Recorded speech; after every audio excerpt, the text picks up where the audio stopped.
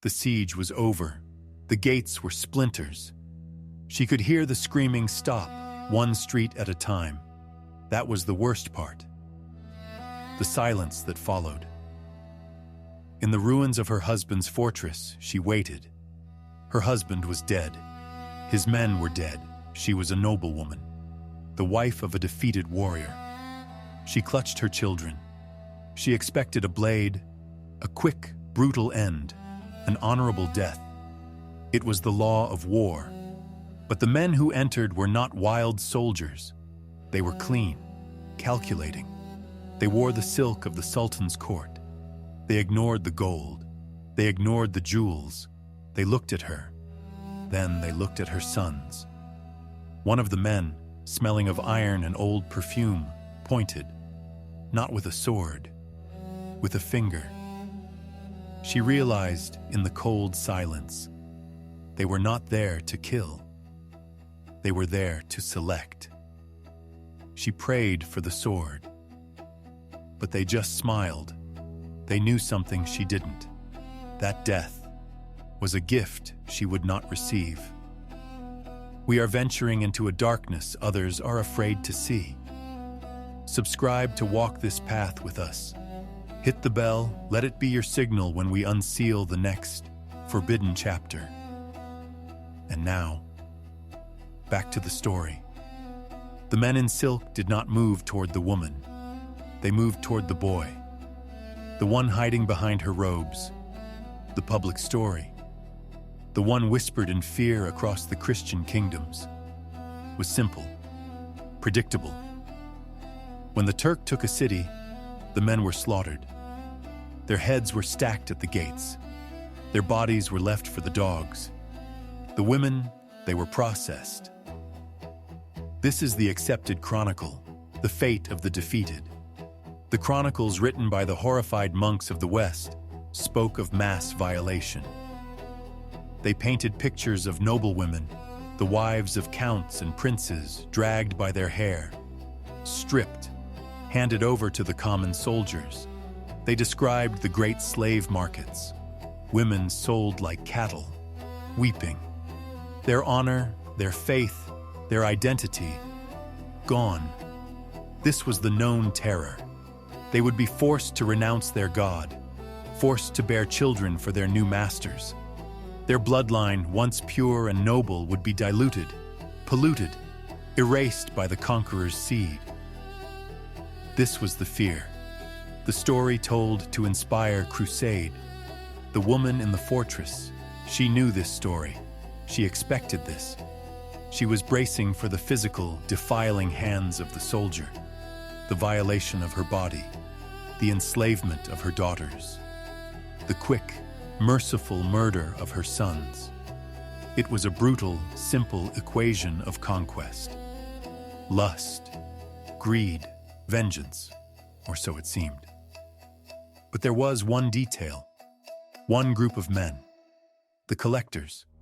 They were not interested in the women. They were not interested in gold. They were interested in the harvest. The woman watched as the man in silk ignored her completely. He knelt. He looked at her son. He checked the boy's teeth. He felt his arms. He measured his height with his eyes. The story was neat. It was tidy. It focused on the bodies of the women. And it was a lie. Not a complete lie, but a distraction. The real system, the one that truly broke the conquered, was not about lust. It was about administration, and it was worse than any simple act of violence. The man in silk rose. He wiped his fingers on a clean cloth. He never made eye contact with the mother. He just nodded to the soldiers. They moved. The woman screamed. She clutched her son. This was the moment of the myth, the moment of the blade, the rope, the violation. But the soldiers were professional. They did not strike her. They did not curse her. They used a cold, practiced leverage. They separated the child from her grip, firmly, without passion. The boy was taken. He did not cry. He was the son of a warrior, He just looked back. They took his younger brother too. They left the daughter, they left the woman, they left the gold. They walked out of the ruined hall. This was the first crack in the story. The chronicles of the West were filled with fire, with screaming, with the chaos of the sack. But this was not chaos. It was an audit. If the goal was terror, you would kill the family, all of them. If the goal was lust, you would take the women. If the goal was greed, you would take the gold. They did none of these things. They took the boys. Specifically, the healthy, strong, intelligent boys. The ones with good blood. The Ottoman records, the defters, were not boasts of conquest.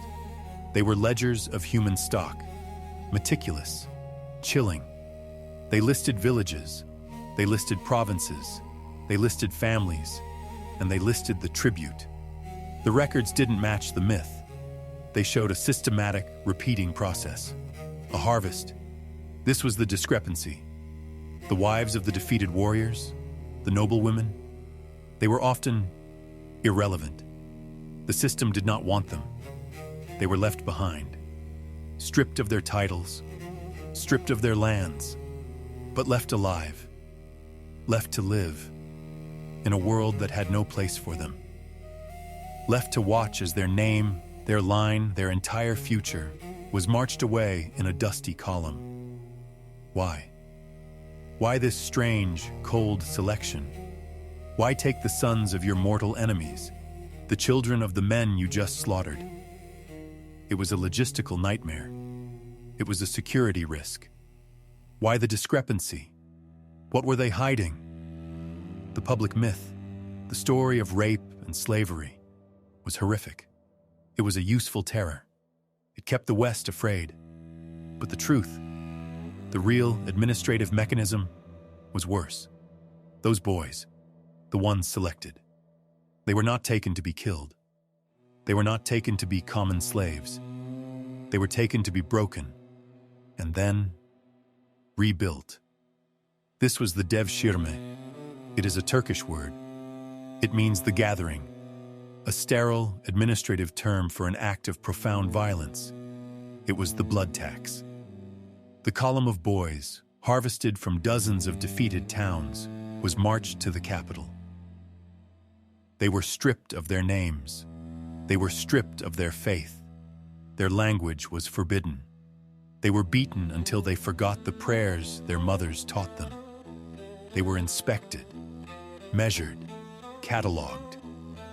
The most intelligent, the most handsome, were sent to the palace schools. They would be trained as the empire's future administrators, the ones who would one day return to their homelands to organize the next harvest. The strongest, the ones with hard bones and cold eyes, were sent to the Asimi Ocha, the school of the Janissaries. Here, they were forged into a weapon. They were given new Turkish names. They were converted to Islam. They were taught that the Sultan was their only father, the Kors their only family. They had no past, no bloodline, no home. This was the twist, the true, agonizing horror.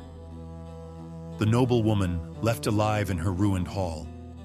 Her son was not dead. Death would have been a mercy.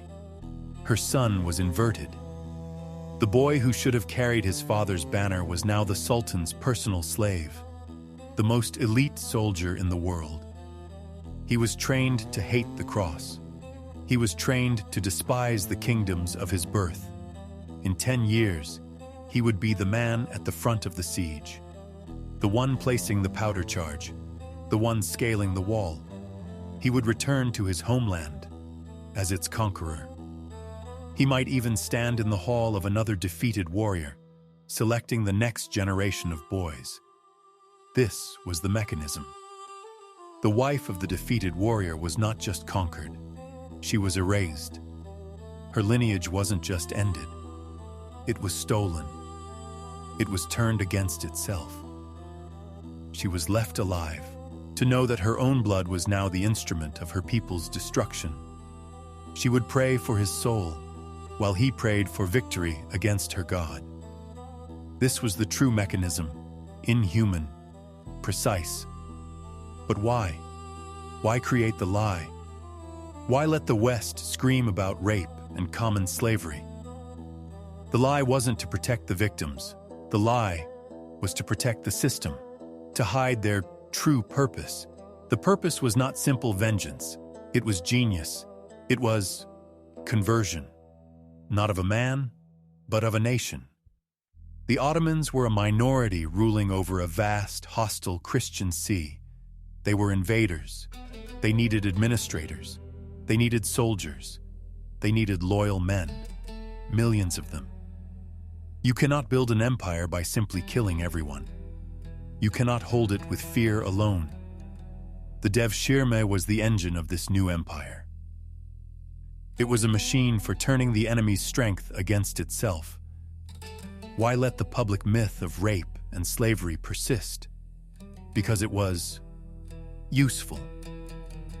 The myth served two purposes. First, it was a crude, effective terror. It made the Christian kings see the Ottoman as a barbarian, a beast. They underestimated him. They saw a horde, not a system. They prepared for a brawl, not an assimilation. Second, the myth hid the truth. The truth was far more terrifying. The West could understand rape. It could understand slavery. It was the common currency of war, but it could not understand this. A system that stole your children and turned them into your masters. A system that did not just break your bloodline, but inverted it. This was the true purpose: to create a new elite class, loyal only to the Sultan. A class with no family to compete for their loyalty, no homeland to long for, no past. The Janissary was the perfect weapon. The palace administrator was the perfect bureaucrat, and they were all stolen blood. The noblewoman, left in her ruined castle, was the true victim. She was left alive to witness the erasure, to live out her days childless, while her son, under a new name, a new god, and a new flag, built the very empire that had consumed her. This perfect, dark system. How did it finally break? It became too successful. The Janissaries became too powerful.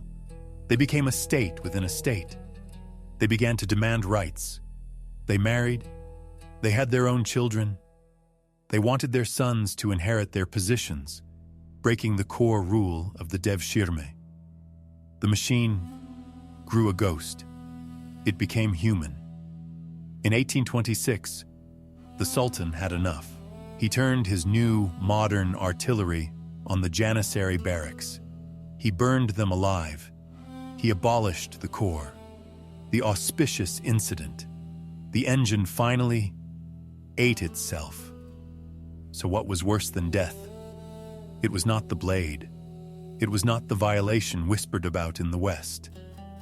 It was the Devshirme, the gathering, the administrative, cold, calculating blood tax. The true horror was the erasure. The wives of the defeated were left alive, not out of mercy, but as a witness. They were forced to watch as their future was stolen, inverted, and forged into the very weapon that would destroy their people. The Ottomans hid their true purpose, the systematic conversion of their enemy's bloodline, behind the crude, simple mask of the public myth. The real horror wasn't the lie about rape. It was the truth of the harvest. The cold, administrative theft of a civilization's soul. We have recorded another chapter, but the darkness in this chronicle is endless. If you believe this must be remembered, subscribe to this archive. Press like as your seal upon this record, and hit the bell. Let it toll for those whose names we must remember.